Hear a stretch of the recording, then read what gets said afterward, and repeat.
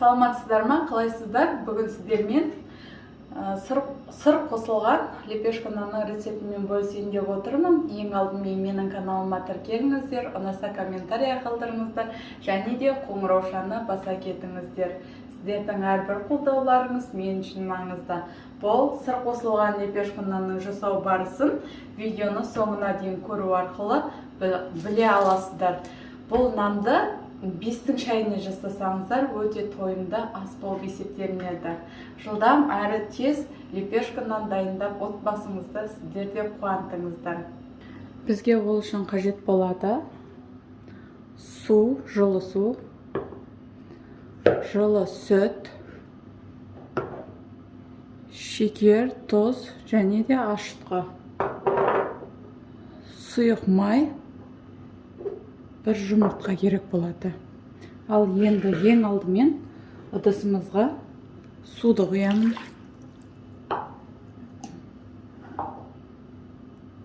Сүтті құямын.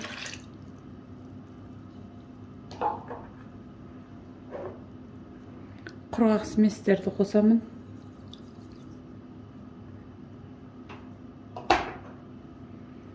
Жақсылап араластырамын.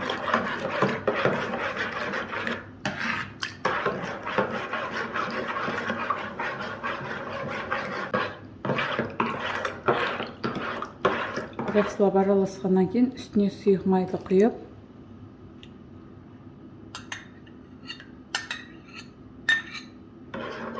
тағы да араластырамын. Енді осы сұйық майды қосып болғаннан кейін жұмыртқаның ақ уызын жаңағыдегі смеске қосамын, сары уызын бетіне жағуға алып қаламын.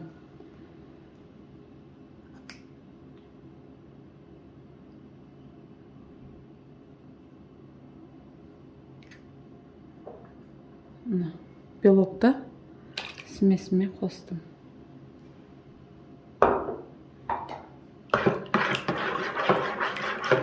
Жақсылап араластырып, енді біркелкі жұмсақ қамыр илеймін.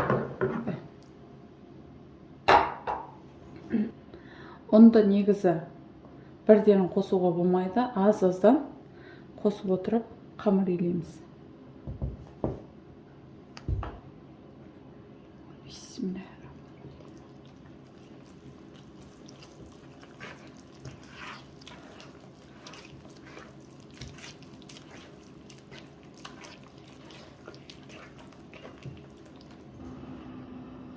Қамырды илеп болдым. Қамыр өте нәзік, әдемі болып шықты. Енді осы қамырдың үстіне бір столовый ложка сұйық май құйып жібереміз. Және де қамырдың барлық жеріне осылай тегізіп шығарамыз.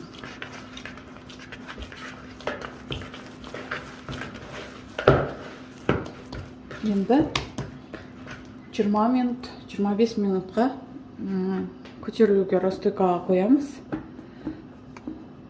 Бетін пешево пакетпе, не өзінің тысы болса, сонымен жауып қойсаңыздар болады. Енді біз арасындағы начинкасын дайындайтын боламыз. Арасына мен сыр қосамын, яғни алдында балдарыма пицца жасаған уақытта осындай сыр қалып кеткен аздап. Бұл сырды қазір осы начинкасына қосып жіберемін. Егер сыр қоспаймын десеңіз, творог қоссаңыздар болады, тәтті қылып, немесе брынза қоссаңыздар болады. Менде үйде осындай балдарымнан жерінбей қалып кеткен сырларды барлығын алып қоямын. Арасында осындай лепешканы істеп бергенге қолданып жіберемін. Барлығын өткізіп алдым.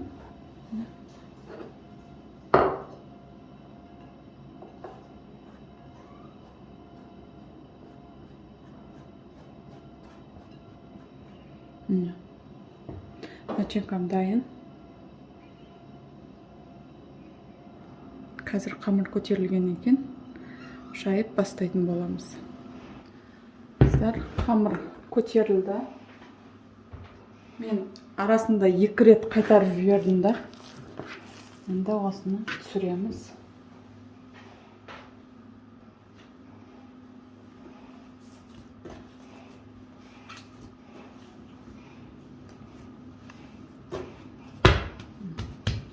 Енді теңдей етіп екіге бөлеміз.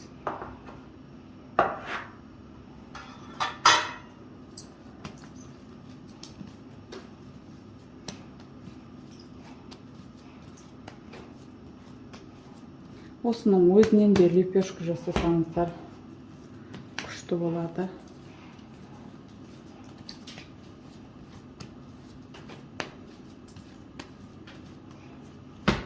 Енді жаямыз осы қамырды. Аздап ұн керек болады.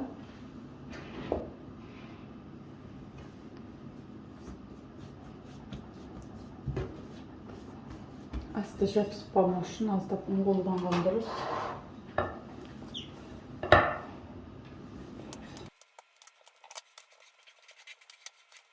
Міне барынша төрт-бұрышлеп жайдым. Енді осы қамырды осылай бүктеп пішекке алып қоя тұрамын.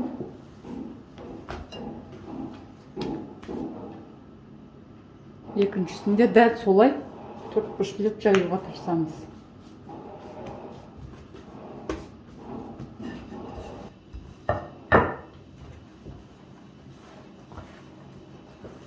Енді осыны формаға орналастырамыз.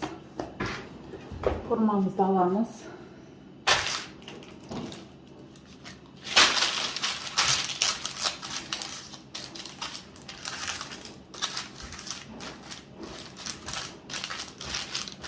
Ұзаққа жаюдың қажеті жоқ.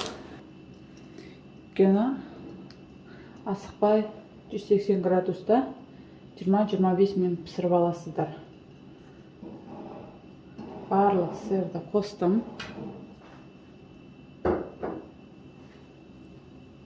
Енді барлық шетіне барынша жеткізіп салып төсеп шығамыз сырды. Міне.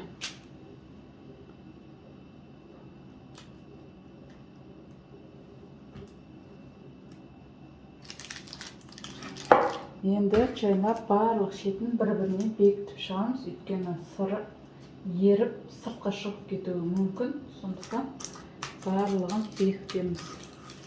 Бұрап ондай не қылудың қажеті жоқ. Барынша шен қолмен осылай шымшып бекітсеңіздер жеткілікті. Өйткені бір шеті қалың болып піспей қалуы да мүмкін. Сондықтан қамырлардың екі шетін бір-біріне біріктірсек жеткілікті. Енді жаңа үстіне алып қалған бір желтогымыз бар еді ғой. Осы желтоктың үстіне мен бір столовый ложка сүт қосып жібердім. Енді барын осы нең үстіне, қамырдың үстіне төгеміз. Сөйтіп жап шығамыз.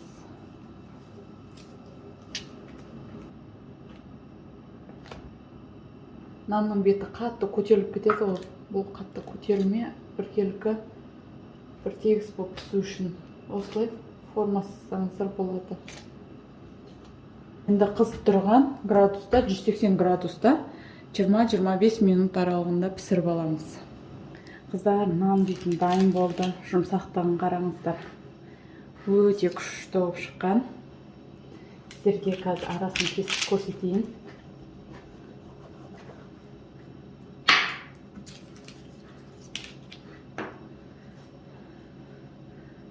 Арасында сыры бар. Күшті болып шыққан. Сіздер де жасап, отбасыларыңызға, балаларыңызға жасап берсеңіздер, күшті екен дәмі де. Өте күшті болған. Сіздер де жасап көріңіздер.